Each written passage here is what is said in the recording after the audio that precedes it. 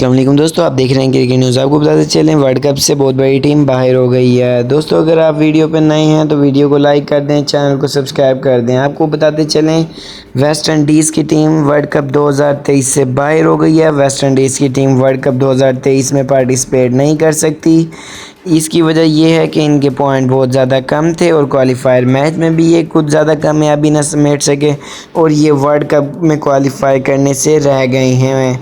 West Indies वो team है जिसने दुनिया में बड़े बड़े बैट्समैन छोड़े हैं। ब्रेन लारा दुनिया के नंबर 1 बैट्समैन थे, फिर क्रिस गेल भी इन्हीं की टीम से निकले थे जो एक बार क्रीज पर आ जाते तो आउट नहीं होते थे। क्रिस गेल 1000 छक्के लगाने वाले बैट्समैन भी थे।